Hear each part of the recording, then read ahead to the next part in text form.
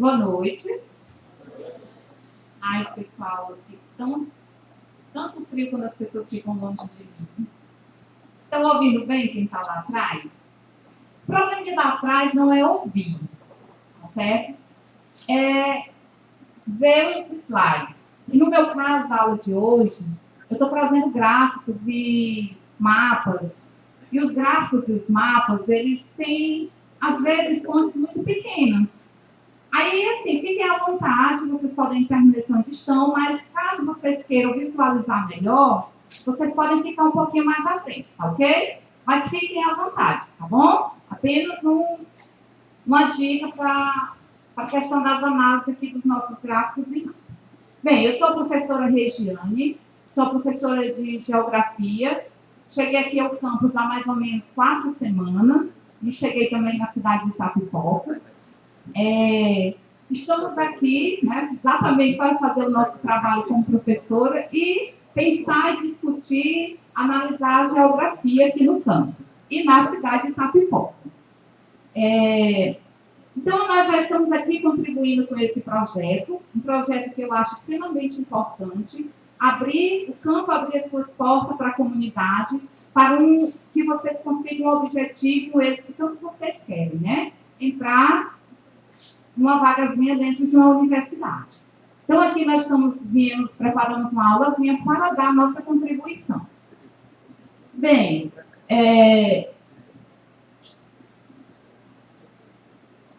eu organizei a aula em 2 momentos. No primeiro momento,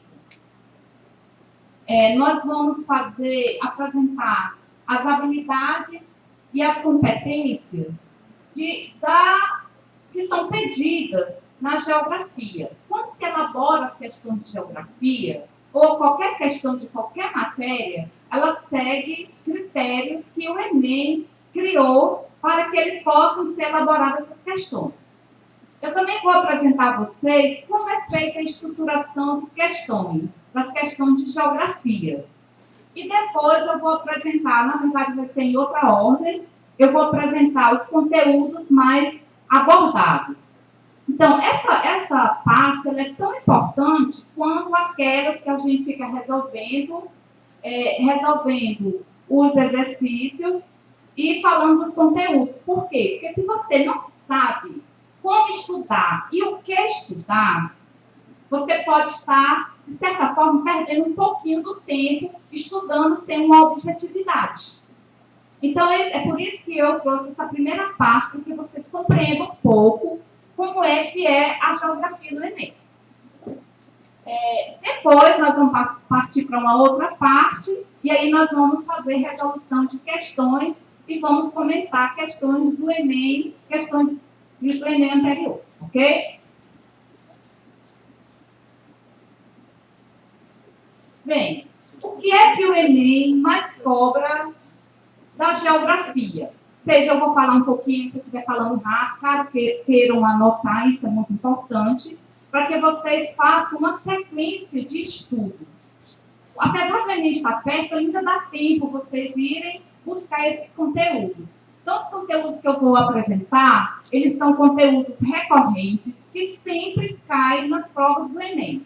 Então, eu busquei um gráfico bem atualizado, tentei buscar o mais atualizado possível, e esse gráfico, ele vai mostrar o número de questões mais cobrado. Então, com 39 questões, o assunto mais cobrado na geografia é a exploração dos recursos naturais.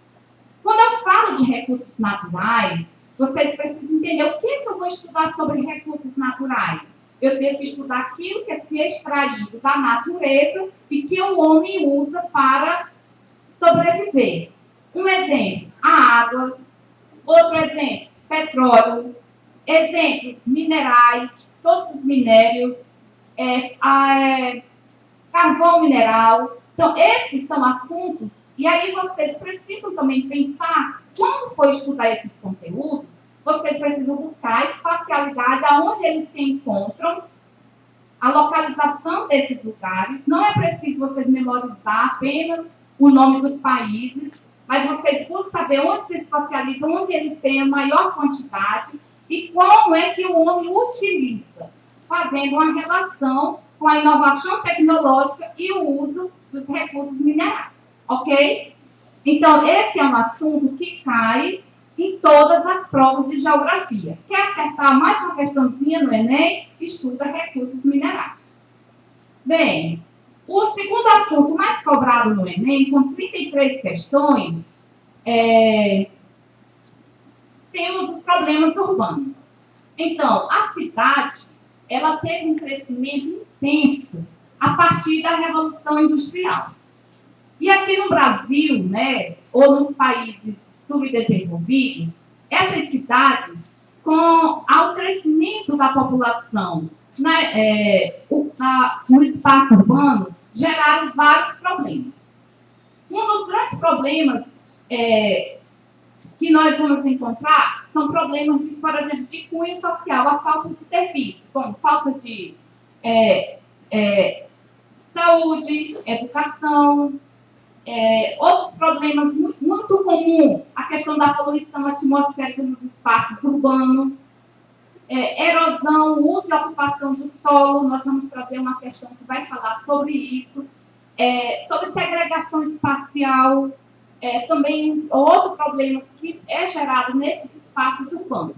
Então, sempre nós vamos encontrar um assunto, uma questão que fala sobre o urbano, sobre a cidade e os problemas que existem, ok? Um outro assunto, que aí eu já quero associar o terceiro e o quarto, é a agroindústria e as inovações tecnológicas no campo. E aqui eu quero fazer uma observação. Vocês precisam compreender qual é a diferença entre espaço agrário e espaço agrícola. Quando eu falo de espaço agrário, eu estou falando da estrutura da terra, dos movimentos sociais do campo, como, por exemplo, o MST. Eu estou falando do trabalho assalariado, eu estou falando do trabalho, da implementação ou a implantação da tecnologia no campo, no uso de máquinas. Então, eu estou falando da concentração de terra. Isso é o que eu chamo de espaço agrário. E as questões que mais caem desse assunto é relacionada a isso. E quando eu falo de espaço agrícola, eu estou falando do tipo de cultivos que se produzem nos diversos lugares. E aí vocês vão apenas ter o cuidado de fazer leituras de mapas, que fala sobre a distribuição dos tipos de cultivos, que vai se desenvolver em cada lugar. Então, vocês, por exemplo, o Brasil, vocês podem ver qual a região, por exemplo, que produz mais soja, qual a região que produz mais milho, qual a região que produz... Aí vocês vão procurando esse tipo de produção e compreendendo para os fluxos desses cultivos. Entendido? Geralmente, eles trazem falando sobre a área produtiva e o destino desses cultivos. E quando fala de inovações tecnológicas no campo, como, por exemplo, a biotecnologia, né? A implementação da ciência e da pesquisa no campo. São assuntos que são discutidos na geografia e que são questões comuns no Enem. Eu, na verdade, fiz uma pesquisa bem detalhada, assim, um pouquinho detalhada das últimas provas. E eu confesso a vocês, desses 4 que eu falei, eu vi em cada prova, no mínimo, 2 questões sobre o espaço agrícola e espaço agrário. Eu cheguei a perceber mais questões sobre esse assunto do que mesmo falando da exploração dos recursos naturais. Então, é um assunto sempre cobrado, e eu vou dizer daqui a pouquinho, quando eu começar a falar para vocês sobre as competências e habilidades, por quê? Porque esse assunto é bastante cobrado. E depois vem as fontes alternativas de energia. Então, vocês precisam estudar quais são as fontes renováveis. Lembram quais são? As fontes renováveis, como a água, energia solar, energia eólica, são fontes de energias renováveis. As não renováveis, que são as mais utilizadas e as que causam mais impacto ao ambiente. Quais são? Petróleo, carvão mineral e o gás natural são exemplo de fontes de energia, das fontes de energia. Também é assunto muito recorrente. A nova ordem mundial. Quando nós falamos da nova ordem mundial, nós estamos falando das relações de poder entre os Estados, entre os Estados-nações. E nós estamos falando de geopolítica. É a distribuição, como as forças políticas entre esses países acontecem. São assuntos, isso aqui é o que eu chamo um assunto de que você precisa buscar atualidades. Leiam jornais, assistam programa, vejam documentários. Hoje a internet está aí para mostrar várias atualidades. E também os assuntos de atualidades, eles estão sempre relacionados a essa nova ordem mundial. Depois disso, os 3 últimos conteúdos, domínios morfoclimáticos e biomas brasileiros, erosão e água no mundo, são os 3 conteúdos relacionados à geografia física. E aí vocês observam que a geografia, ela tem 2 divisões, a geografia física e a geografia humana. E o Enem, ele cobra muito mais da geografia humana e menos da geografia física. Mas quando eu falo dos domínios morfoclimáticos e biomas brasileiros, eu já estou falando em um assunto só, sobre clima, sobre vegetação, okay? Sobre as espécies vegetais, sobre as espécies animais, que é aí o que eu vou conceituar como bioma. Sobre erosão. A erosão está muito relacionada com como o homem usa o solo, usa a ocupação do solo. Mas quando o Enem aborda a erosão, ele tanto aborda no espaço urbano, que é o uso e a ocupação pela moradia, como no espaço agrícola, que é o uso e a ocupação pela prática da agricultura. E eu vou trazer 2 questões para mostrar como a erosão, como esse assunto é cobrado no Enem. E ele cobra nas 2 dimensões espaciais. E quando fala da água, fique atento à distribuição desse recurso mineral, desse recurso primordial, importante no planeta, e leiam, estudem a função social e econômica da água.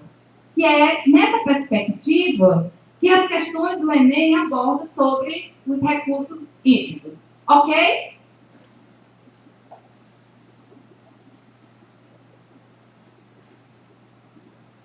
Bem,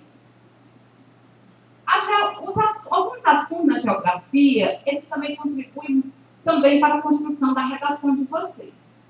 E aí eu li um artigo bem interessante que uma pessoa faz uma discussão sobre a importância da geografia para o Enem. E ele busca dados e ele construiu um gráfico que mostra temas que são trabalhados no decorrer do processo da educação básica que vocês já estão cursando ou já cursaram e que vão ajudar a construir a ideia na elaboração da redação de vocês. Então, esse gráfico ficou super legal porque ele trouxe por ano. E aí, olha, ele fala de 2003 sobre a violência na sociedade brasileira. E o que foi que eu disse? Que isso aí é um quê? Um problema social que tem uma distribuição que se concentra principalmente nos espaços urbanos. Mas que também, quando a geografia trabalha essa violência, quando ela trabalha os assuntos relacionados à população. 2005, trabalho infantil na realidade brasileira. O trabalho infantil também é discutido quando nós estamos dando assuntos sobre população, a estrutura da população e os impactos e as consequências que acontecem com relação à estrutura populacional. Desafio de se conviver com a diferença. É um pouco relacionado com a sociologia, com a filosofia, mas a geografia, ela traz isso quando discute o conceito de geografia. Desmatamento na Amazônia, um assunto totalmente geográfico. Não é verdade? Se você teve uma boa aula e trabalhou o que aconteceu nessa floresta, vocês aplicaram, conseguiriam desenvolver uma ideia boa e com o conhecimento de vocês sobre a técnica da língua portuguesa iriam produzir uma excelente redação. Uma outra, 2015, ó, violência, persistência da violência contra a mulher na sociedade brasileira. Também, quando nós estudamos o assunto sobre população e atuação da mulher. Okay? E, por último, movimento imigratório para o Brasil no século XXI. Um assunto também totalmente voltado e discutido na geografia. Então, pessoal, o Enem, por si só, ele já mostra um teor, uma essência interdisciplinar.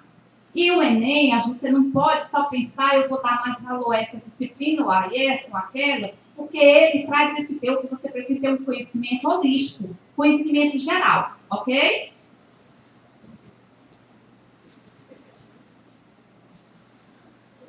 Bem, como é elaborada uma questão do Enem? Olha, uma prova de larga escala, como é o Enem, ele tenta verificar de forma indireta se o aluno ele tem conhecimento, ele conseguiu recolher ou absorver o conhecimento no seu período de educação básica. Para isso, quando essas questões são elaboradas, eles levam em consideração as competências e habilidades. E aí essas competências e habilidades aparecem no momento que eles pensam na estrutura e na ideia de cada questão que se elabora. Como eu falei anteriormente, a essência, o teor das questões do Enem é interdisciplinar. Ela também, toda a questão é contextualizada, mas quando se trata da estrutura em si, em alguma disciplina varia muito como eles pensam a estrutura da elaboração de uma questão do Enem. E aqui eu vou falar da geografia. Então, geralmente, eles trazem todas as questões do Enem, independente se é geografia ou não, um texto base. Eu tirei exatamente do site do MEC, que explica como é elaborada uma questão do Enem. Esse texto base, na geografia, eles podem utilizar um gráfico, uma tabela, mapas, trechos de músicas, de livros, e eu vou já mostrar a vocês que eles sempre vão buscar esse recurso. Esse texto base é a parte importantíssima, é as condições de análise que você vai ter para pensar, que vai te estimular a recordar o conhecimento sobre o assunto pedido, o conteúdo pedido. Então, você precisa pensar bem, ler bem direitinho esse texto base. A outra parte da questão do Enem é o enunciado. E é esse enunciado tão importante porque por causa da falta de interpretação do enunciado que existe, a questão às vezes não é difícil, mas a pessoa não interpretou o que o enunciado está pedindo e erra, às vezes, a resposta, que é o gabarito. Olha, esse enunciado aqui, nós temos um gráfico, é o nosso texto base. Vamos já resolver essa questão, ok? E depois nós temos como enunciado, o processo registrado no gráfico gerou a seguinte consequência. Aí, quando é nos itens, ele coloca duas causas. Aí está relacionado ao assunto, mas não é a resposta. E aí vocês precisam ter bastante cuidado. Os distratores são todas as alternativas que não correspondem à resposta correta. É o que a gente chama, que é como se fossem as alternativas erradas, que a gente chama comumente, o que eles chamam de distratores. E o gabarito é a resposta correta. Aí agora, eu vou aproveitar e já vou resolver essa questão, já que eu trouxe a estrutura. Mas aí vocês precisam pensar que uma questão, por exemplo, a de geografia, ela se torna assim um pouco mais fácil, porque o texto base sempre é algo que traz muitos dados. E aí você não pode perder essas questões no Enem, por favor, tá? Não os conheço, mas vou torcer, já estou torcendo por vocês, tá ok? Bem, vamos resolver essa questão, já para a gente não perder tempo, já que eu escolhi ela como uma forma de apresentar a estrutura. Olha, a primeira coisa que você tem que fazer quando você analisa um gráfico, um mapa ou uma tabela, é você ler o título. Aí o título é Taxa de Fecundidade Total, Brasil, 1940-2010. Depois, você precisa procurar a tabela, gráficos e mapa, trabalha com variáveis. E esses variáveis aqui, nós temos duas. Nós temos a variável tempo, que está nessa linha horizontal, que distribui o ano de 1900, ele disse lá, 1940 a 1910, há um intervalo de uma década, e ele diz a porcentagem da taxa de fecundidade. O que é a taxa de fecundidade? É o número de a média do número de filhos por mulher. Olha o que ele está pedindo. E depois vamos lá para as alternativas. O gráfico não pede mais nada do que isso. E observem que de 1940, aí vocês vão fazer uma leitura. Isso aqui chama-se leitura gráfica, tá certo? Que eu estou fazendo. Aí vocês vão fazer, pensando, fazendo a ideia na cabeça. Aí você observe que em 1940 a 1960 houve um aumento da fecundidade, correto? Quando foi de 1960 até 2010, houve uma queda. Ok? Então, a partir da análise dessas variáveis, nós vamos voltar para a questão e tentar compreender aqui o que é que acontece. Ele pega as consequências, ou seja, por que, o que causou, né, qual foi o resultado das causas para a diminuição do número de filhos por mulher no Brasil entre 1940 e 2010.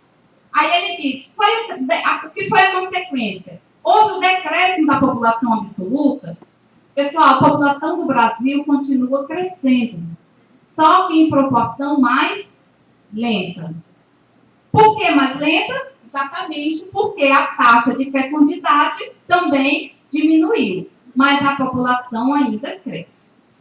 Aí, redução do crescimento vegetativo. Como eu tive que já trazer a resposta, o crescimento vegetativo é a diferença entre o número de natalidade e a mortalidade. Se por acaso, se o gráfico diz que está nascendo, né, menos pessoas, logicamente há uma redução do crescimento vegetativo. Mas olha como essa questão lá, uma cascazinha de banana, ela é fácil. Aí eu vou só para o item para a gente um pouquinho mais rápido. Ó. Expansão das políticas de controle de natalidade. Esse item D, você poderia ter marcado. E eu fui fazer uma análise dessa questão, muita gente marcou. Mas a política de controle de natalidade não é uma consequência, é o quê?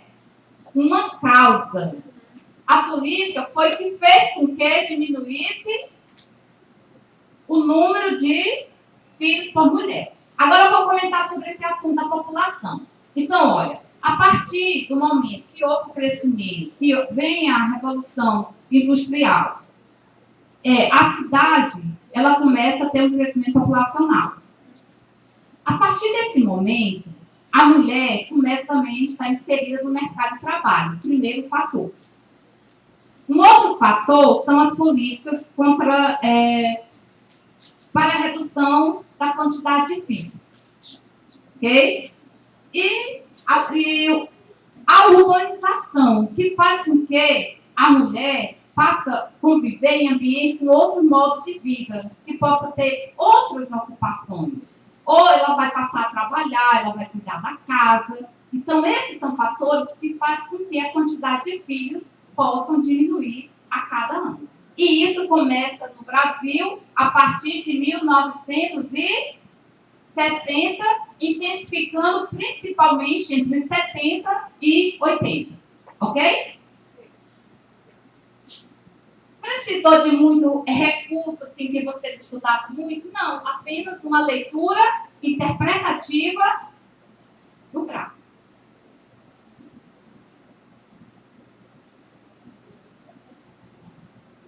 Bem, como eu falei para vocês, todas as questões do Enem, elas seguem uma habilidade e competência.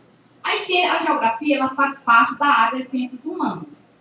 As ciências humanas, ela tem algumas... O que seria essa competência?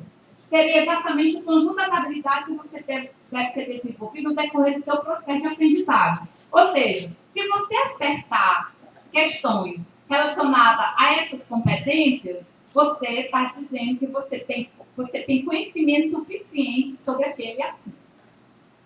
Mas, essas competências, elas só vão ser verificadas se você souber fazer. Saber fazer é saber analisar, é saber observar, interpretar. É isso que eles estão pedindo.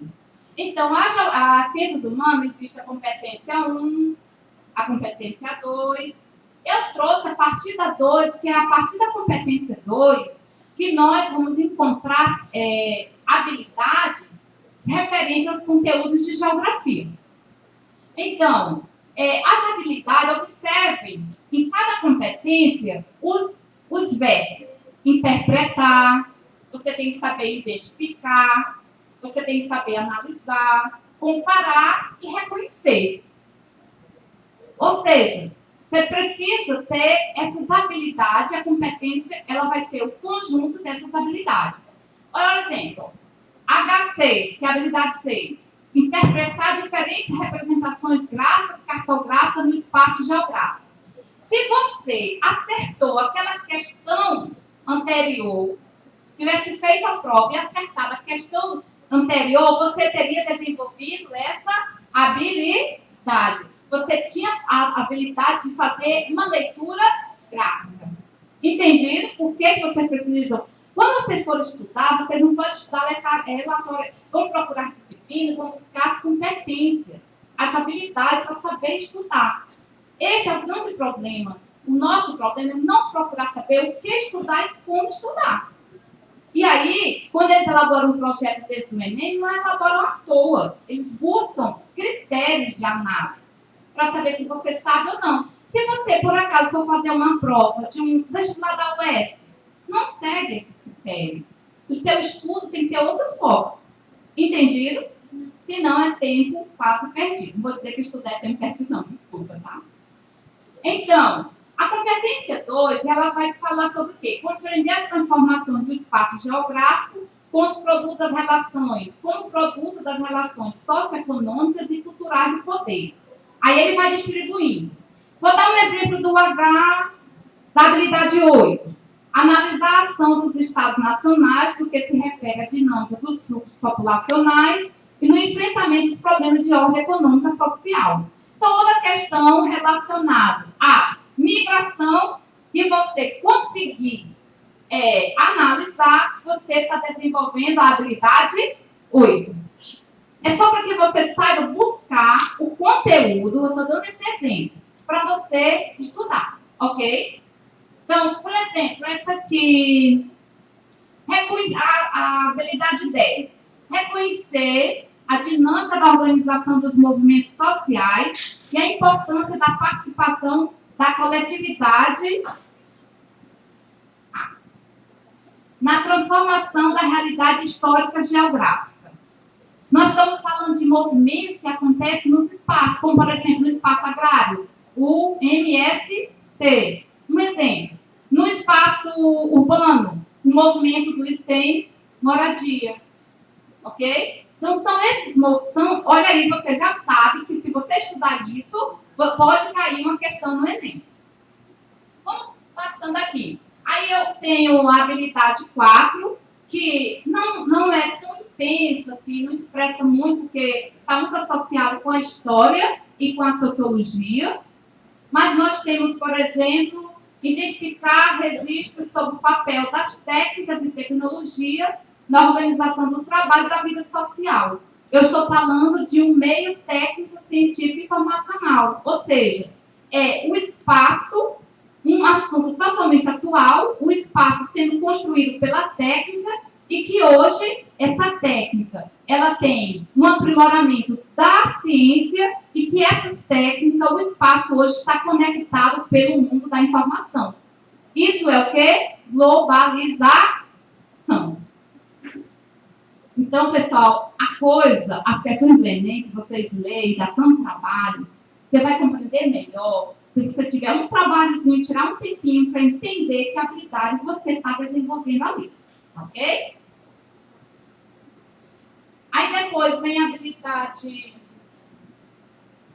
CPS 5, e eu queria passar para 6, porque uma que é muito ligada à usação da geografia. Competência 6. Compreender a sociedade e a natureza, reconhecendo suas interações no espaço em diferentes contextos históricos e geográficos.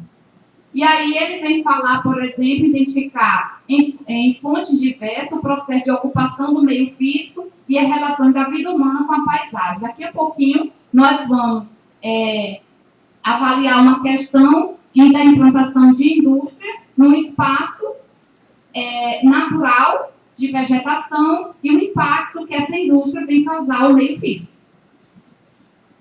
Então, é só você ir buscar com detalhe esse conteúdo e selecionar para estudar. Esse tempinho que eu estou aqui, a professora poderia estar resolvendo as questões. Se você organizar o seu estudo, você vai obter muito mais êxito numa prova dessa. E você só organiza se você entender que habilidade você tem que desenvolver, teria que ter desenvolvido ou desenvolveram durante sua educação básica, que é desde o ensino fundamental até o final do ensino médio.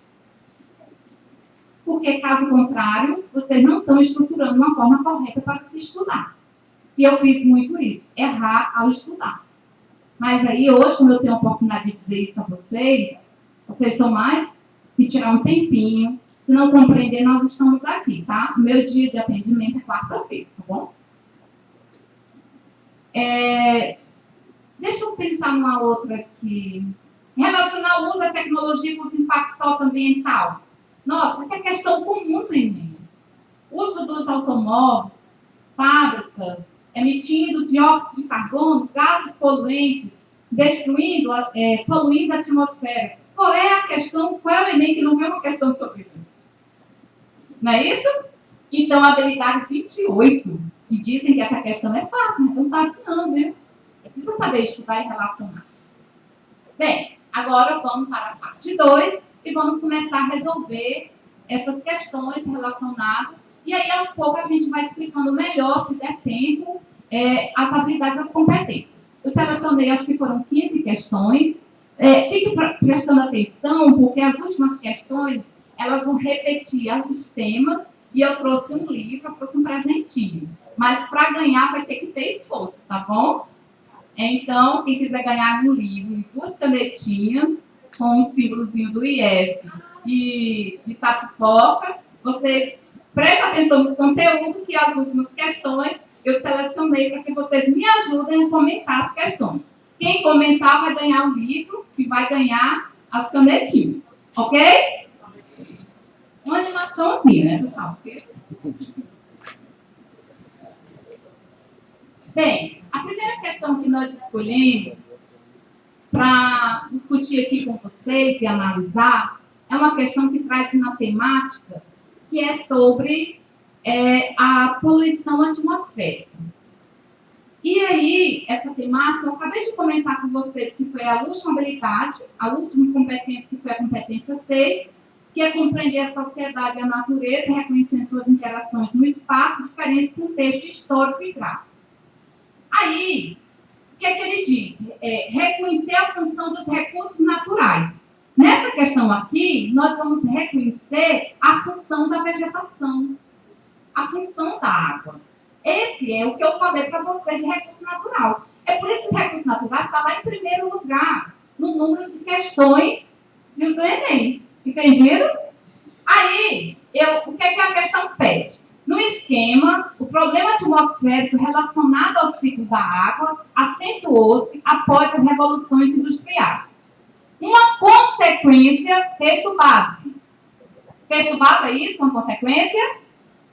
Não, muito bem, aprenderam. É o comando. O comando da questão diz uma consequência direta desse problema. Pessoal, não estou pedindo causa. A questão não pede causa, é consequência. Para entender a consequência, você tem que saber das causas. E aí, ele traz o texto base. O texto base não tem ordem. Nesse caso, o comando veio primeiro e o texto base veio no meio. Aí eu trouxe o gráfico ampliado. Tá certo? Vamos analisar? Pronto. Eu queria interagir, né? Pelo menos responder minhas perguntinhas, sim. Bem, nós temos aqui duas paisagens. Uma paisagem natural, que está nos extremos aqui, que são a vegetação, ok?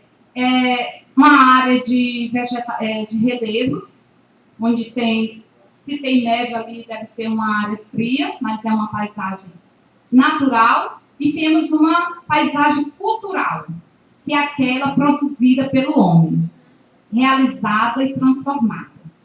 Essa paisagem natural, nós temos aqui essa imagem ilustrativa, demonstra que é uma área de industrialização e uma área de movimento de veículo. O que acontece? A figura já mostra que a temática é a poluição atmosférica, que trata-se de um subtema chamado de chuvas ácidas, porque o nome já está dizendo. Esqueçam todos os outros tipos de poluição atmosférica, só pensem nas chuvas ácidas. É assim que a gente pensa na hora do Enem. Aí o que acontece? Esses equipamentos tecnológicos, dito lá na competência 6, eles foram implantados pelo homem, que transformou esse espaço, que possivelmente era uma primeira natureza, e vai transformar numa paisagem cultural. E as fábricas, o que é que elas emitem? Os veículos automotores, gases poluentes. Mas, para compreender chuvas ácidas, essa seria uma questão que a participação do professor Sebastião era essencial. Por isso que eu vou dizer o que é teor interdisciplinar. Porque eu só sei, quanto geógrafo, que eu tenho que dominar, o quanto geógrafo, é a espacialização dessa poluição atmosférica. E o professor Sebastião poderia vir aqui falar dessa mesma questão e dizer a composição química desses gases. Por isso que vocês precisam de química para compreender geografia. Ok? Esses gases aqui, que são os dióxidos de enxofre, ele é o que é emitido. O ar, eu não posso riscar, porque se eu estivesse aqui, o ar faz um movimento. Ele está na superfície, ele sobe para a atmosfera e ele desce. Não é isso?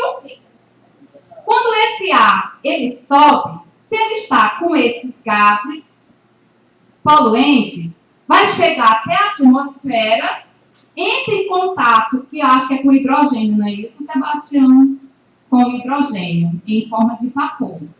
E aí, quando esses óxidos entram em contato com o hidrogênio em forma de vapor, ele vai transformar-se em óxido, em ácidos. E aí o ar, quando sobe, ele está poluído, ele se condensa, quando ele está pesado, ele desce. Isso é o movimento do ar o tempo todo. O dia todo, a hora toda, ok? E então, quando ele desce, esse ar está poluído. Quando ele desce, ele volta, só que ele se condensou. E essa condensação cai em 3 formas de precipitações. Quais são as 3 formas de precipitações? É uma questão que engloba muito assim. Gelo, neve, ou chuva, que é a precipitação em forma de água, e nessa queda de partícula, que são um blocozinho, que ele não falou o nome, mas deve ser granizo. Quando essa água poluída, que no caso é a chuva ácida, cai sobre o solo, o que é que acontece? Vai infiltrar. Em contato com o solo, a água ácida vai causar acidificação do solo. Com a acidificação do solo, o lençol freático também pode estar comprometido. O que vai acontecer? Comprometer as espécies vegetais. Não só superficialmente, mas também a própria produção em si, porque esse solo está comprometido. Vamos voltar para a questão? Só que nós fizemos agora, pessoal, leitura de imagem. Não tinha um texto não, mas eu falei aqui um monte de conteúdo. Então, as questões de geografia sempre elas trazem esses benefícios, tá ok? Voltando lá. Agora vamos. Pediu consequência. Eu falei das causas. A partir das causas, vamos ir lá, já falei das consequências. A resposta está na cara. Qual é? Redução da... Tá muito bem, meninos inteligentes. Ok? Agora, deixa eu dizer aí, olha, poderiam dizer, por exemplo, elevação das marés. Elevação das marés está relacionada ao aumento do nível do mar ou outro processo relacionado com o efeito estufa, o aumento do efeito estufa, não sobre chuvas ácidas. Todos os itens aí estão relacionados a um impacto natural, mas não é o que o texto base pediu, e nem tampouco o que o comando pediu. Eu vou falar o tempo todo esses termos, e todas as questões, independente de geografia, sempre estudem dessa forma. Erosão das encostas é uso e ocupação. Não trata-se de poluição atmosférica. Laterização dos solos também é forma de uso e ocupação com relação à produção agrícola. E fragmentação das rochas, isso é intemperismo. Ok? Questão fácil, mas poderia...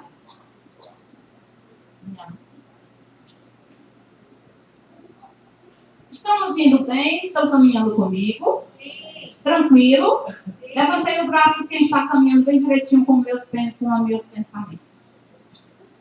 Vamos ver se eu melhoro um pouquinho mais para ver se todos os braços levantam. Não sei se foi por preguiça. Vamos lá. Uma segunda questão, eu já trago uma outra temática, que é a forma de organização da produção. Ok? Essa questão, ela faz parte da competência 4, que é entender a transformação técnica e tecnológica e seus impactos no processo de produção. Aí nós estamos falando de como é que é produzidos os diversos produtos que chegam até o consumidor. E a habilidade seria o quê? Analisar diferentes processos de produção e circulação. E aí nós vamos entender através, primeiro, o que é que nós temos que analisar, que a questão traz? O que é? A imagem. Como é que nós chamamos essa imagem? De texto base. Vamos passar para a imagem, de forma mais ampliada. Aqui nós temos duas formas de organização da produção. A primeira forma, ela está na produção empurrada, em que a fábrica, o fabricante, ele produz tudo o que ele pode, aí ele passa e faz o estoque, na outra seta é que vai chegar lá no escritório e ele vai procurar o cliente. Então, o cliente aqui vai ser procurado, ele vai apenas interferir no processo final da produção. Quando você vem para o segundo tipo de produção, isso aqui, o segundo é o que a indústria moderna faz hoje, em virtude da tecnologia da informação, do computador e da internet, viu? O que é que ele faz hoje? Primeiro, ele procura o cliente. E esse cliente pode estar em qualquer lugar do planeta. E o escritório, por exemplo, pode estar no Brasil e o cliente está nos Estados Unidos, na China, no Paraguai, na Argentina. Ele não precisa ir para esses lugares, apesar da imagem estar mostrando que ele tem um cliente. Ele pode fazer isso independente dele estar ou não. Depois, ele faz a requisição e o produtor vai fazer a requisição à fábrica. Só produz o que o cliente quer, a quantidade que ele quer. Qual é a diferença de um para outro? No primeiro, se estocou, e no segundo, não tem necessidade do estoque. Vamos voltar para a questão, e aí vai ficar fácil agora, depois que se foi feita a leitura da imagem. Então, na imagem, estão representados dois modelos de produção. A possibilidade de uma crise de superprodução é distinta entre eles em função do seguinte fator. Aí você teria que fazer a análise dos dois viu que o primeiro ele faz estoque e o segundo não. Então, o primeiro armazena e o segundo não. Ele já economizou em não armazenar. Aí, ele fala de matéria-prima nessa figura? Não. Ele fala de matéria-prima? Não fala de matéria-prima. Qualidade da mão de obra? Ele falou alguma coisa sobre o trabalhador? Não. Então, a velocidade do processamento? Vou explicar. A fábrica trabalha na mesma velocidade. Isso aí, se o cliente, se a fábrica da produção empurrada fabrica muito, mas se a produção puxada, o cliente pedir a mesma quantidade, a fábrica vai produzir na mesma velocidade. Ok? O que vai, no segundo, o que vai garantir é porque aquela produção já está certa, ela já está vendida. Ok? Então, a necessidade de armazenamento seria a resposta, é a resposta correta.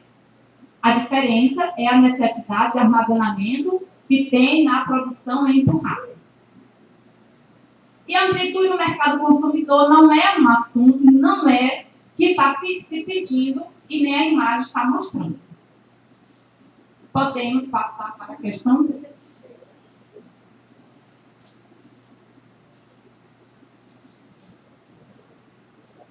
Bem, o assunto sobre a questão 3 vai tratar do espaço urbano, ok? Vamos sair, do espaço urbano e de problemáticas do espaço urbano. Quando eu falei lá dos assuntos recorrentes da geografia, eu pensei nas questões também que eu teria que trazer para cá, ok? Então, vamos ler o texto base. O texto base diz o seguinte: trata-se de um gigantesco movimento de construção de cidades necessário para o assentamento residencial dessa população, bem como de suas necessidades de trabalho, abastecimento, transporte, saúde, energia, água e etc. Ainda que o rumo tomado pelo crescimento urbano não tenha respondido satisfatoriamente a todas essas necessidades, o território foi ocupado e foram construídas condições para viver nesse espaço. É um texto que vai trazer uma problemática que é a falta de serviço para uma população que chegou na cidade e a cidade não estava preparada para recebê-la. E a população chega na cidade e não vai embora correndo de volta, não. Vai procurar espaço para viver e condições precárias de viver, mas permanece na cidade. Essa é a principal característica negativa, o impacto negativo da industrialização do Brasil e dos países subdesenvolvidos. Por que essa população chega na cidade? Porque houve mudança no campo. Porque não tem serviço no campo. Quando eu falo serviço básico à vida, educação, saúde, ok? Não tem trabalho. O campo, por sinal, passa por uma transformação de mecanização, que vai causar o desemprego no campo e, logicamente, o êxodo rural. Nenhuma cidade brasileira estava preparada para receber essa população. Quando a população chega, o que vai acontecer no espaço urbano ou na cidade? Os espaços vão se fragmentar. As áreas providas de serviços, elas vão se tornar caras e aqueles terrenos que estão distantes dos serviços vão ser mais baratos. Essa população pobre, vinda do campo, se concentra nesta área. E o texto da Maricato, que é uma arquiteta, vai falar exatamente isso. Ele não volta, ele encontra condições para permanecer no espaço urbano. Ok? Quem é que faz com que os terrenos tenham diferenciação de valores? A especulação imobiliária. E eu vivi em Itapipoca, nessas 3 semanas, uma experiência, um exemplo típico disso aí. Procurando casa para alugar, queira conhecer um lugar, procure uma casa para comprar ou alugar. E aí eu fui fazendo as minhas leituras geográficas. E aí, quando eu chegava nas áreas do centro, os aluguéis eram bem mais caros em relação aos bairros mais distantes. As casas eram melhores, uma estrutura melhor, mas em compensação estava longe do centro dos serviços, que aqui em Itapipoca os serviços se concentram no centro da cidade, e as casas aqui, desculpa, mas o centro até possui casas com um padrão pior, mas elas são mais caras, porque o metro quadrado no centro de Itapipoca, e eu não conheço ainda os bairros, porque eu estou recentemente, mas eu garanto que vou desbravar geograficamente esta cidade, mas no centro eu já pude ver que o metro quadrado aqui é caro. Okay?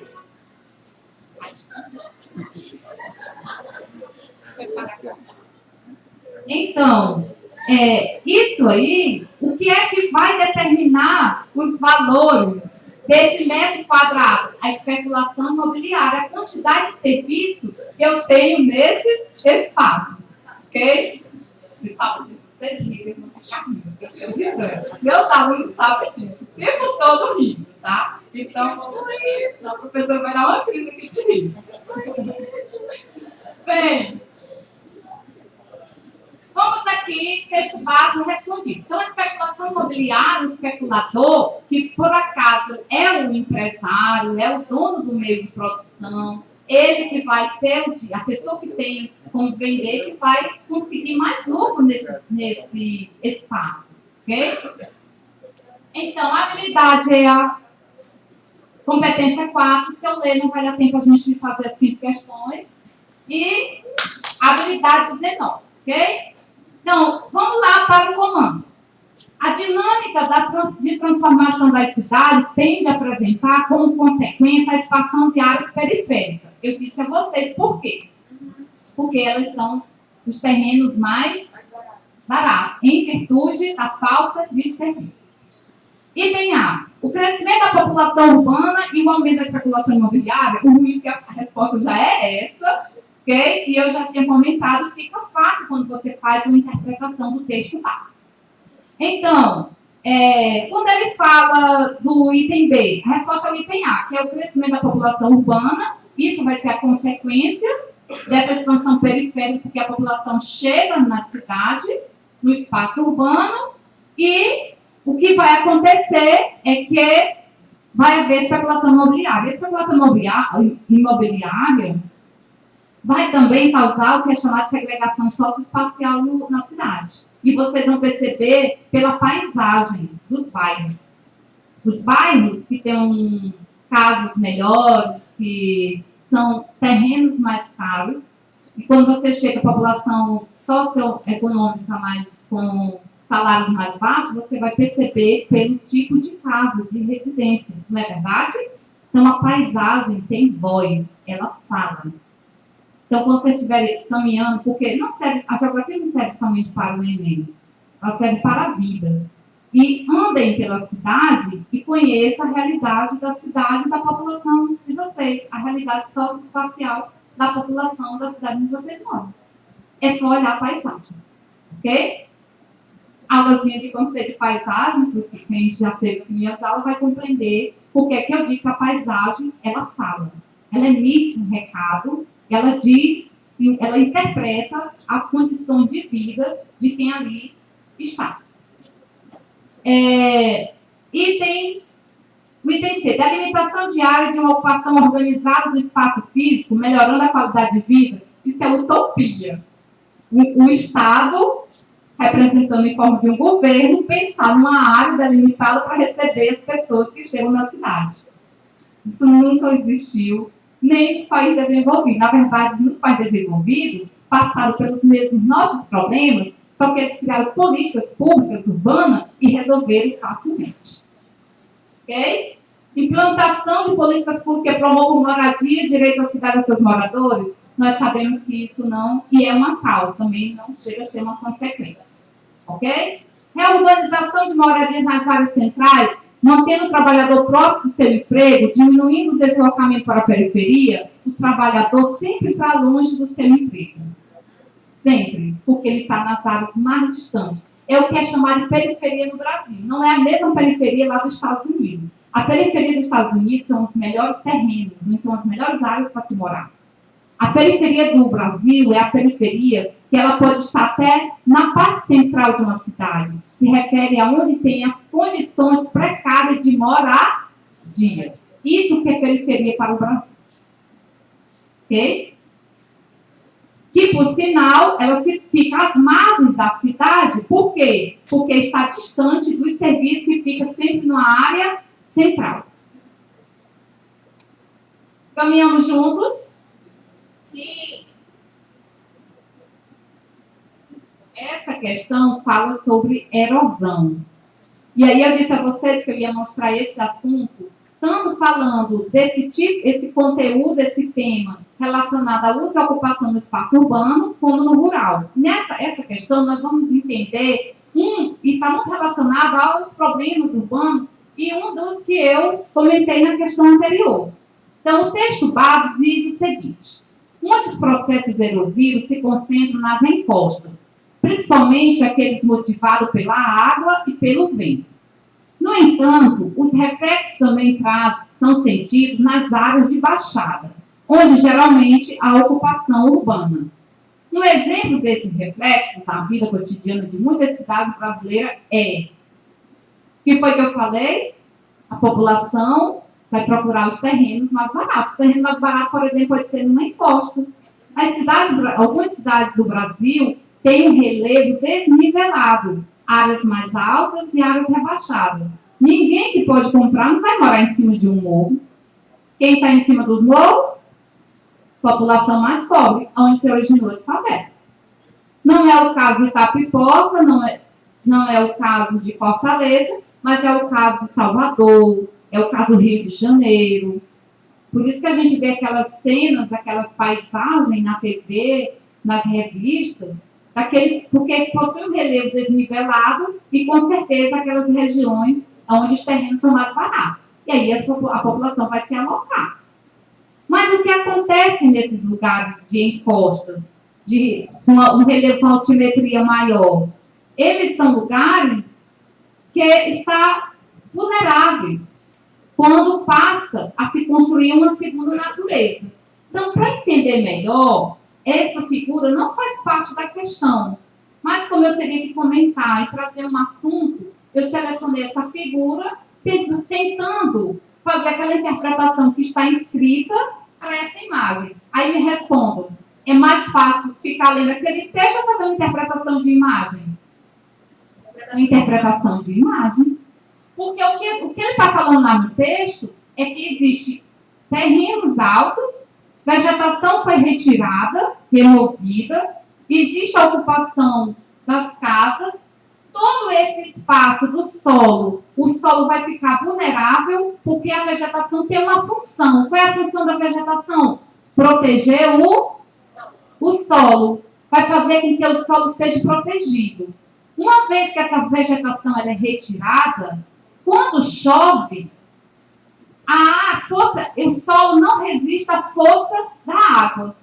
E aí, esse solo desprotegido vai descer e ficar nessa parte rebaixada. E isso vai acontecer nas cidades. Isso acontece comumente, é comum acontecer no Rio de Janeiro. E aí passa nos jornais que morrem várias pessoas, mas as pessoas permanecem lá, elas não têm para onde ir. Aí o povo diz assim, eu escuto demais, principalmente quando eu estou num restaurante, não sei por que uma pessoa mora num lugar desse, e eu só comigo, porque não tem dinheiro para comprar em outro lugar, porque se eu pudesse, eu respondia. Ok? E aí, o que eu vou ter na realidade? Isso aí. Uma foto real. Ok?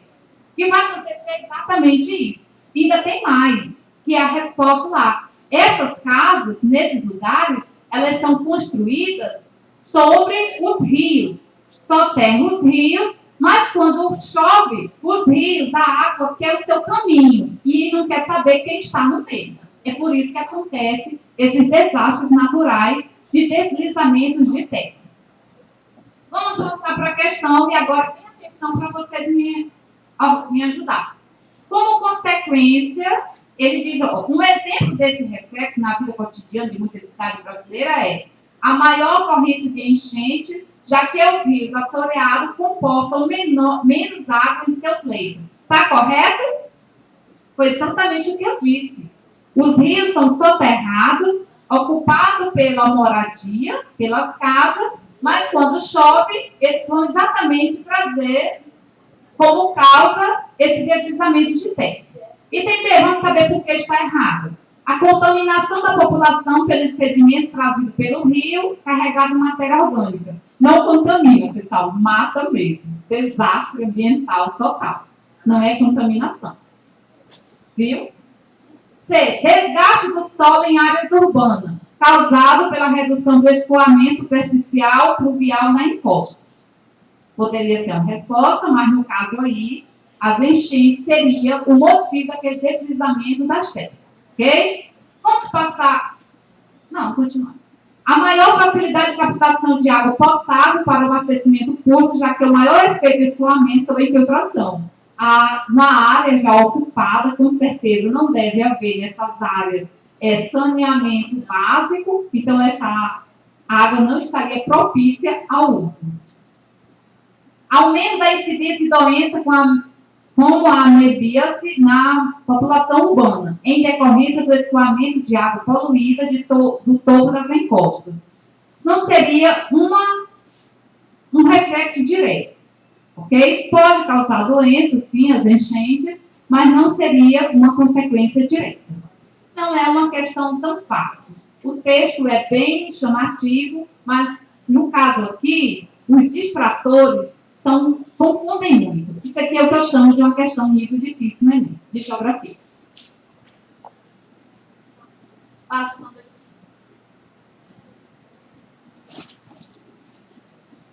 Passando aqui para a questão 6, traz uma questão também sobre erosão, também está relacionado com o uso e ocupação pela sociedade, pelo homem, só que é no espaço agrário.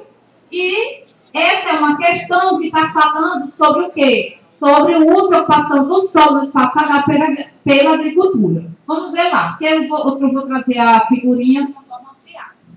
Então, o esquema representa um processo de erosão em encosta, que na prática realizada por um agricultor pode resultar em aceleração desse processo. Que prática? Então, existem algumas práticas agrícolas que vai fazer com que o solo tenha erosão de forma bem mais, o solo fique vulnerável. Aí o que acontece? A questão traz essa imagem e aí vai mostrar que existe uma vegetação escassa, possivelmente o cultivo.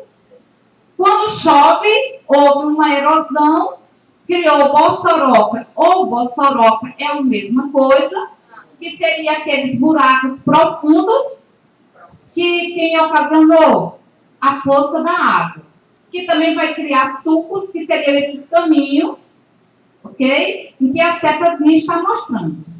Mas, por que é que a produção da prática agrícola pode causar isso nesses terrenos íngremes? Aí eu trouxe aqui formas de práticas agrícolas que podem ajudar a não ocorrer erosão e aquelas que vai contribuir para ter erosão. Não, essas figuras aqui, elas não fazem parte dessa questão. Eu trouxe apenas para fazer o comentário, complementar o assunto e ampliar a temática. Ok? Então, terraceamento é uma prática que os agricultores podem desenvolver em terrenos íngremes. Eles iriam preparar o terreno em forma de degraus.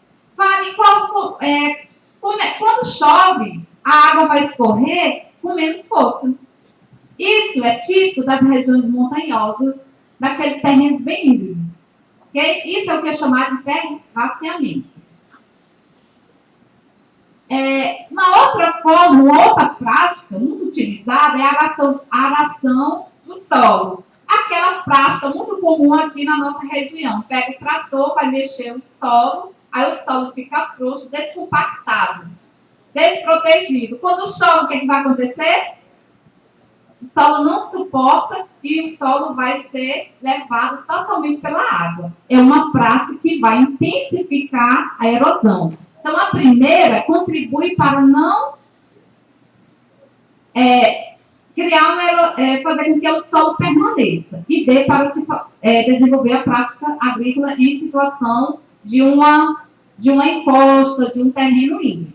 A segunda é uma prática que vai intensificar a erosão. A terceira é um plantio direto. O que é que os agricultores fazem? Eles pegam um caminho, faz o seu cultivo, entre a distância de um outro, ele vai proteger o solo com palhas. Isso é o que é chamado plantio direto. Quando chove, a força da água não vai carregar o solo.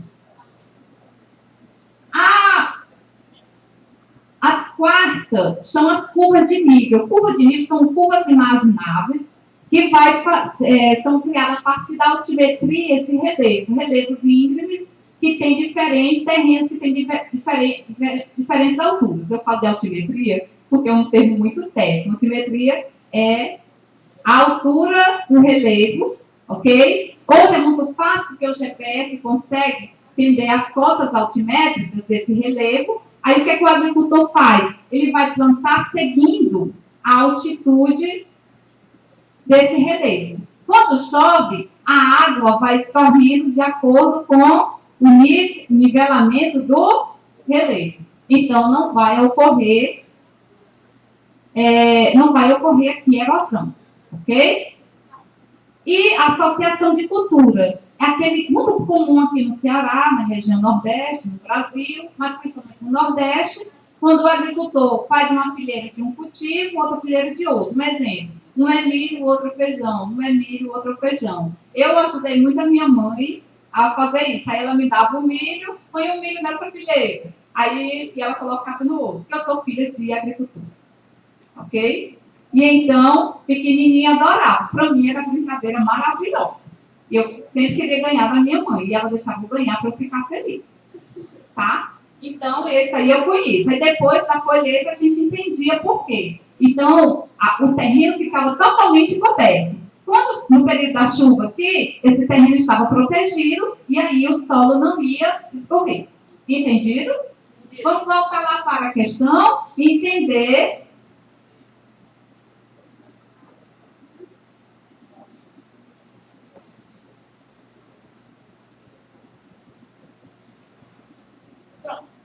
Ele vai dizer qual é a prática que ele pergunta. Que prática realizada por um agricultor pode resultar em aceleração desse processo? Qual é a prática, pessoal? Plantio direto?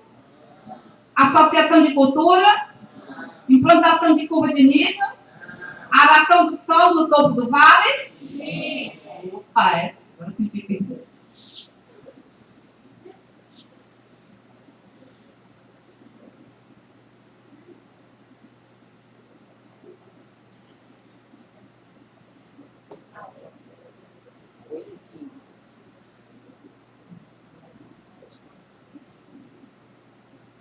Falo muito, né?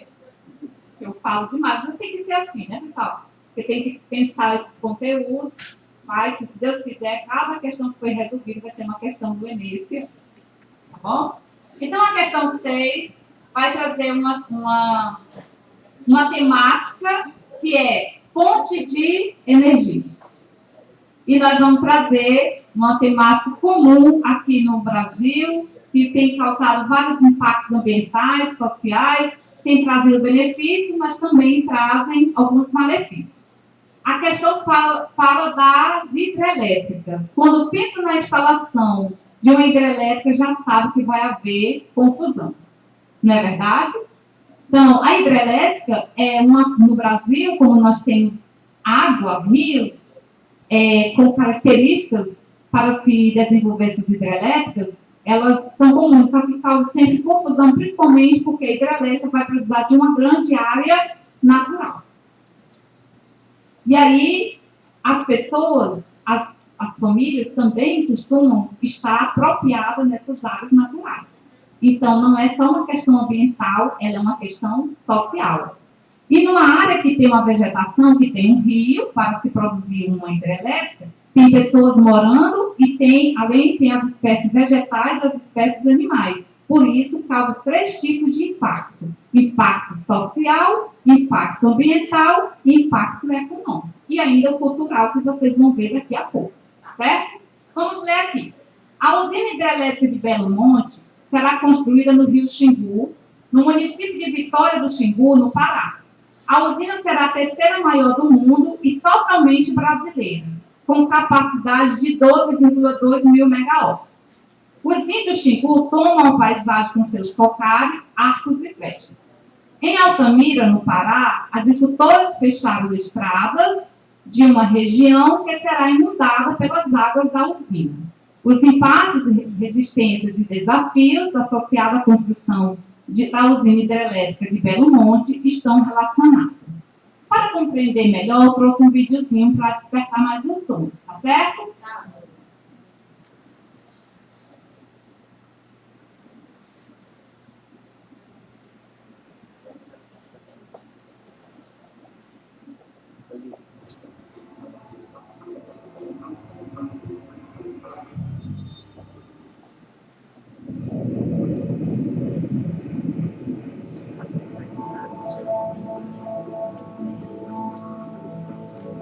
É um espelho onde o céu e o rio se confundem.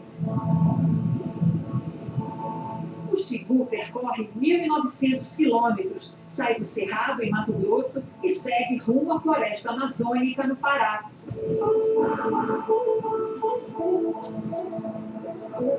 É aqui que será construída a hidrelétrica de Belo Monte, entre as cidades de Altamira e Vitória do Xingu.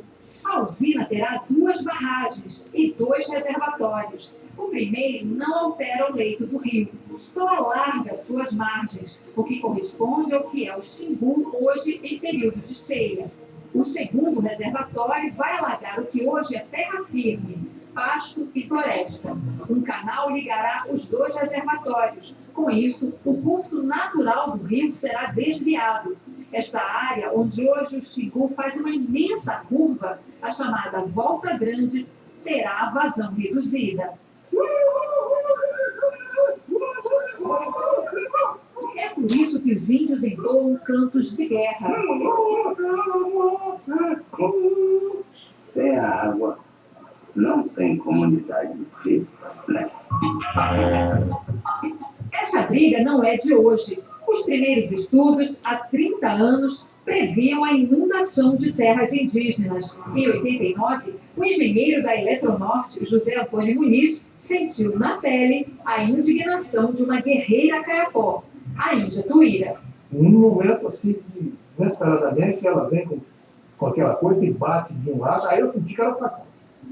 Bateu de um lado, bateu do outro, bateu do outro. Há 3 anos, outra agressão. Os índios também atacaram com facões o engenheiro Paulo Fernando Rezende.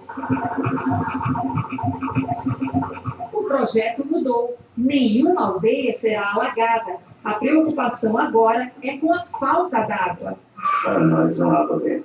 As populações ribeirinhas e os índios que vivem por aqui temem que o transporte fique ainda mais difícil e que diminua a fartura de peixes que existe aqui na região.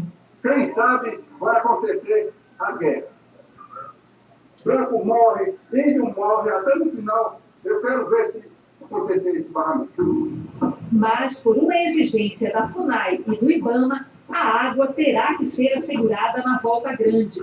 De acordo com o projeto, na época da chuva, quando o rio enche, parte da água será desviada para a usina. Na época da seca, para manter a vazão na Volta Grande, a usina poderá reduzir a produção de energia ou até parar. As condicionantes é que haja sempre garantida a vazão, que é chamada vazão ecológica, para que esse modo de vida seja apresentado. Para os agricultores, o problema é outro. Muito lindo, né? O som da floresta é o que eu mais adoro. Seu Manuel mostra com orgulho a floresta que tem na sua propriedade. É uma reserva legal, registrada no IBAMA, com todos os impostos pagos. Tem mais de 5.000 árvores. Eu já plantei essa madeira todinha aqui. Tudo isso vai dar lugar a um dos reservatórios. E seu Manuel foi informado que só será indenizado pela parte da fazenda onde tem gado e cacau. Eu acho impossível. eu preservar a minha mata, pensando nos meus filhos, nos meus netos, depois de bisnetos, para a hora dessa eu chegar a entregar de mão beijada. Agricultores vizinhos de seu Manuel estão na mesma situação. O próprio governo incentivou a gente a preservar. E aí agora, com o projeto de Belo Monte, que é o mata lá, local preservado, vai ser realizado.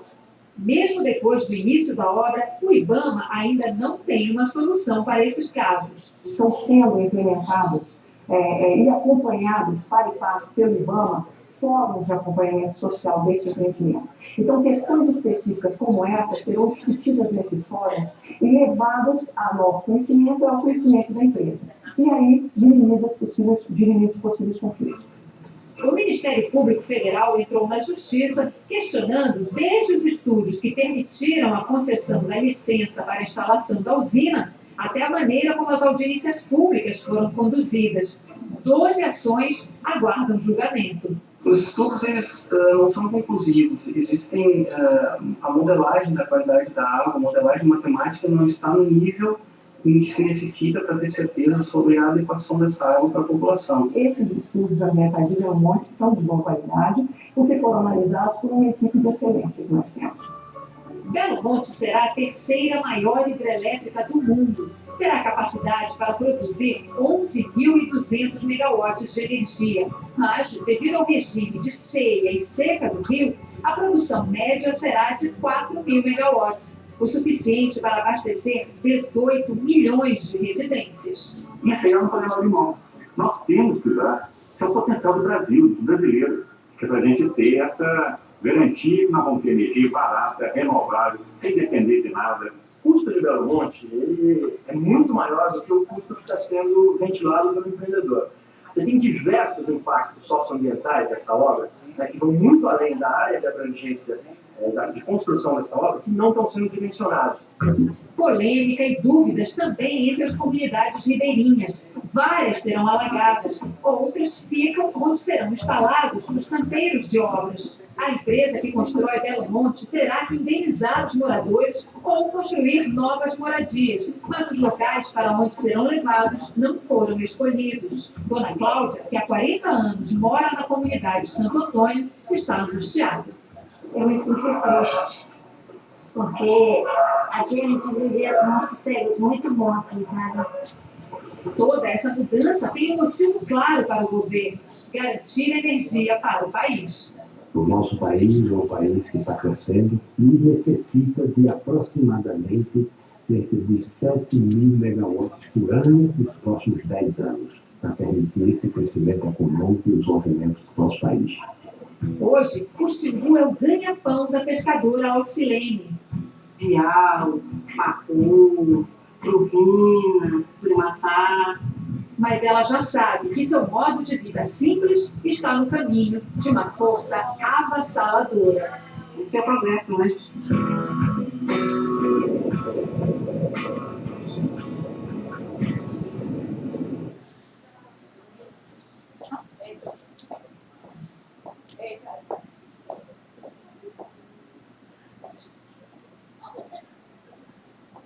E aí o vídeo deu para trazer quais questões?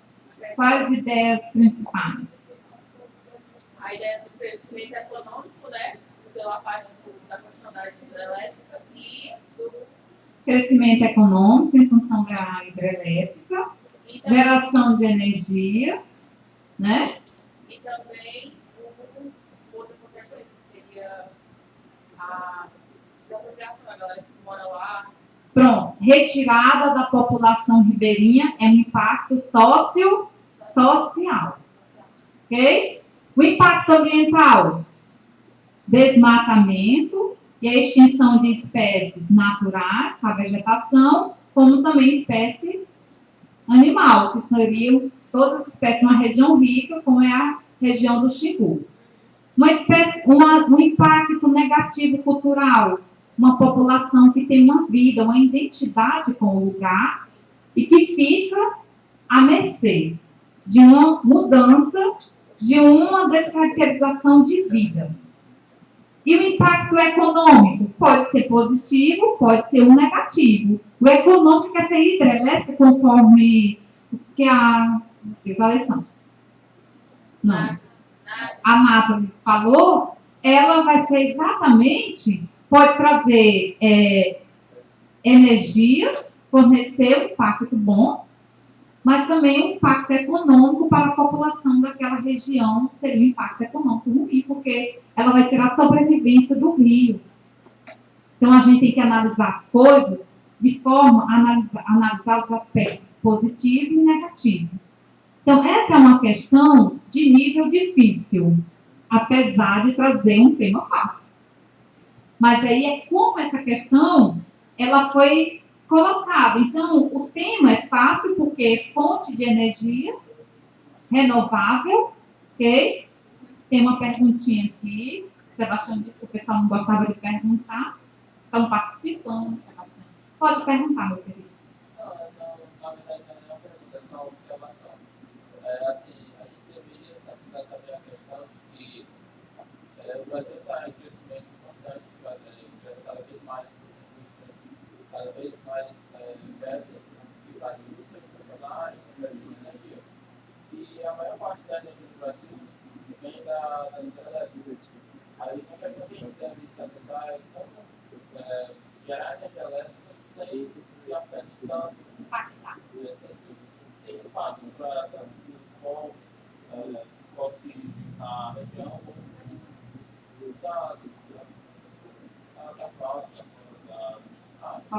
Posso aqui reproduzir que ele falou seu microfone? Ele diz o seguinte, que o Brasil ele tem um potencial hidrelétrico, resumido, potencial hidrelétrico, porque ele tem água, e ele deu a resposta da questão, como é que pode se produzir energia pelas hidrelétricas sem impactar o espaço? Esse é um impasse, resposta da questão.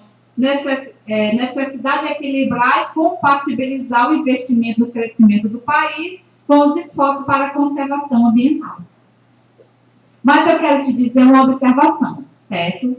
A energia utilizada na indústria que você falou, ela não é da hidrelétrica. A indústria brasileira, ela usa o petróleo, as termoelétricas. Ela é uma energia. A hidrelétrica, ela vai ser para geração, principalmente, pode até usar, mas principalmente para uso nas residências. Tá certo? Infelizmente, a indústria polui muito porque ela usa uma energia não renovável e que emite dióxido de carbono. Tá ok? Mas sim, o Brasil é um grande consumidor de energia pelas hidrelétricas. Ok?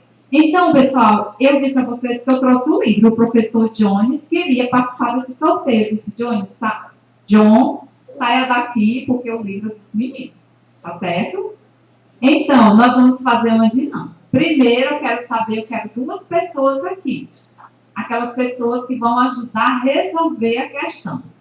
E quem ficar aí sentado vai escolher quem melhor comentou a questão. Quem melhor comentou a questão, vocês vão votar pelo levantando o braço. Sejam honestos, viu? Por favor, porque é um livro e uma caneta. Então, quem queria vir aqui ajudar a professora? Opa, já tem um aqui, a Nathalie. Pode vir. Fique aqui comigo. Ei, fiquem atentos, viu? Vocês são os responsáveis pelo ganhador do livro. Vou escolher a questão. Pessoal, é o seguinte, esse material está disponibilizado no site.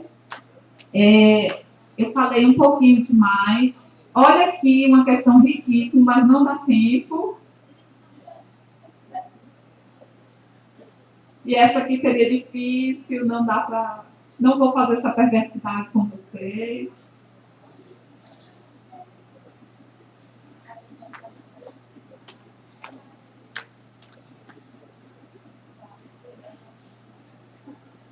Pronto, Nathalie, fica com essa. Tá? Toda sua. Primeiro tem que acertar, né? É para ler. Pode ler, comentar e dar resposta. Tá? Aí vocês vão analisar, viu? Quem foi que conseguiu desenvolver mais.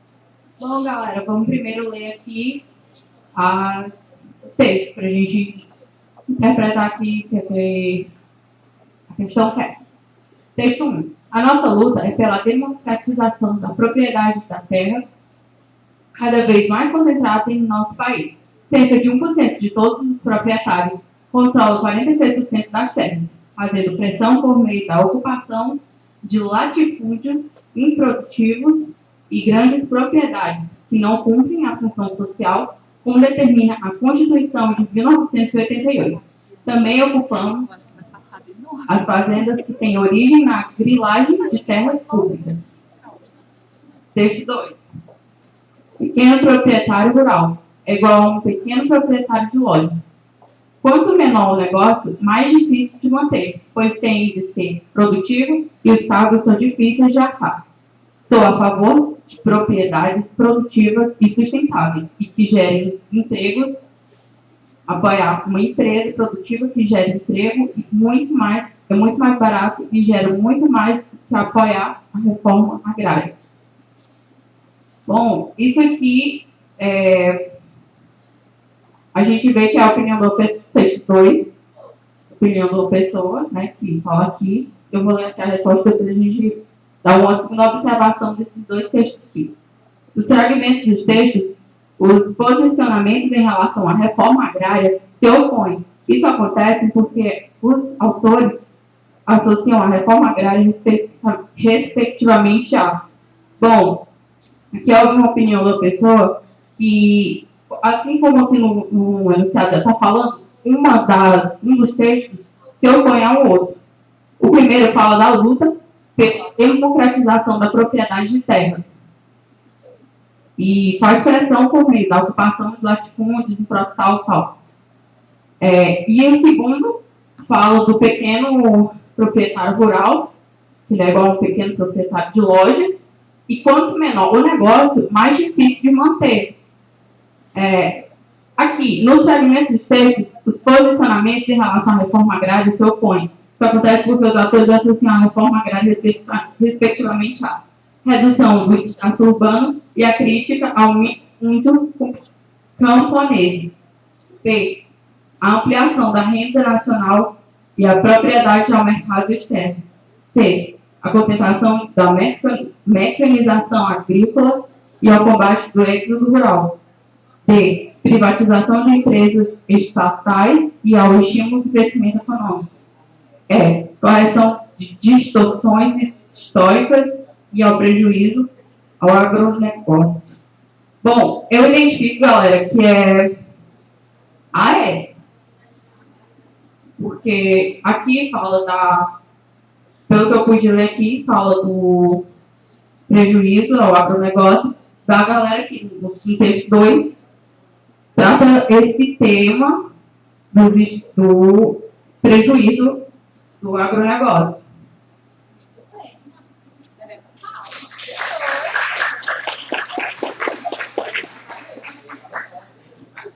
Nathalie fez uma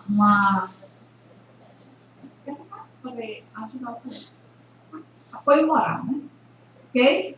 Então, aqui é uma questão que traz a temática do espaço agrário e o texto 2 foi como ela falou sobre a questão da terra, que é a origem histórica da concentração da terra, e o texto 1, texto 2 vai trazer exatamente o pequeno agricultor que não consegue sobreviver. E a resposta certa é a questão item E. Agora, para escolher uma, tem que ser no mesmo nível. Para quem é?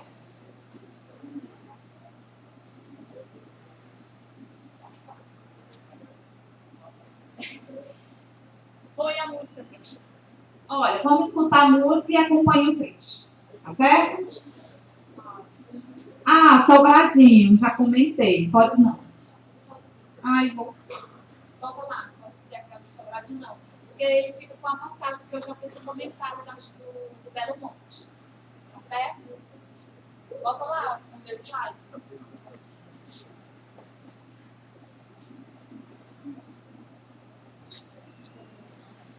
Pronto. Questão de número 2 traz uma temática. E é o Anderson. O Anderson vai tentar fazer uma resposta para que eu possa distribuir o livro. Certo?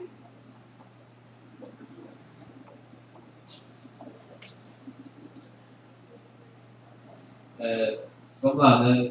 Bem que eu falei microfone, enfim.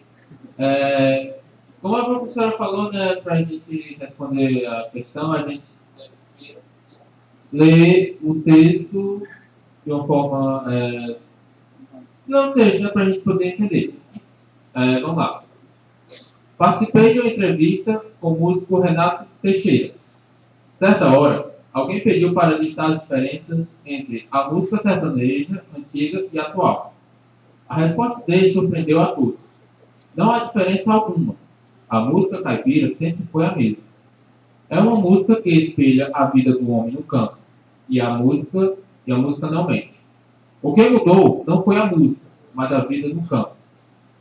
Faz todo sentido. A música caipira de raiz exalava uma solidão, um certo distanciamento do país moderno. Exigiu mesmo de uma música feita hoje, no interior conectado, globalizado e rico como o que temos, é impossível, para o bem ou para o mal. A música reflete seu próprio tempo. Aí tem aqui música. Mudou a música ou mudaram a. Aí vem, né? A questão cultural indicada no texto ressalta os seguintes aspectos socioeconômicos do atual campo brasileiro. Aí vem as alternativas, né? Crescimento do sistema de produção extensiva. Será? Expansão das atividades das novas ruralidades. C. Persistência das relações de trabalho compulsório. D. Contenção da política de subsídios agrícolas. Que é fortalecimento do modelo de organização cooperativa. Qual será a resposta, né? Tá bem.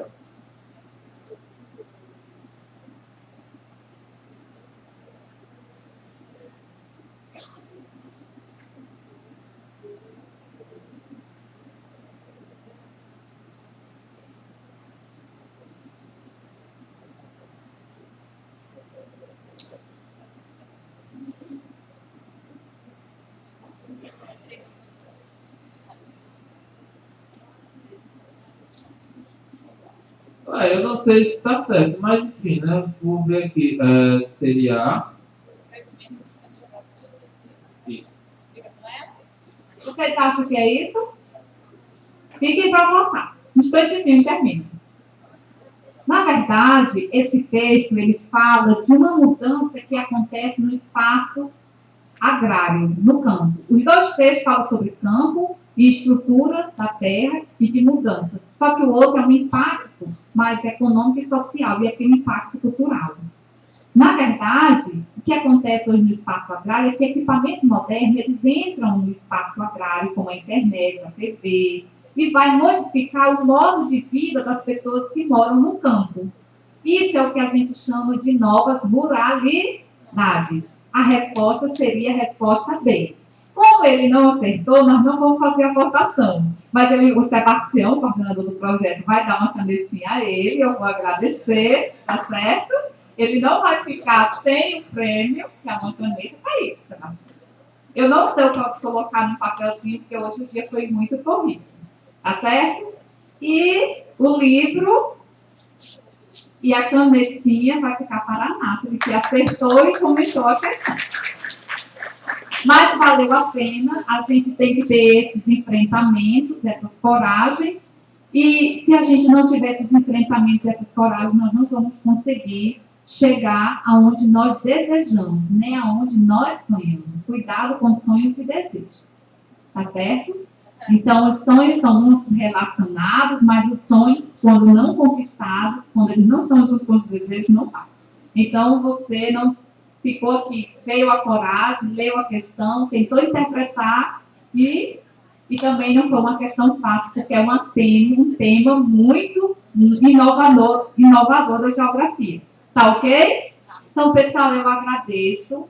Foi ótimo, espero que eu tenha contribuído, espero que tenha algum desses assuntos no Enem. Não sei se vai dar tempo a gente fazer um segundo aulão.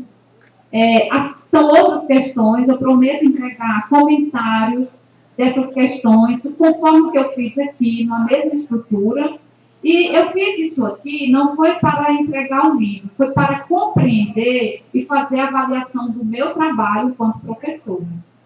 E aí eu vi que os meninos entenderam, eles falaram os termos que eu falei, e isso significa que teve sim resultado.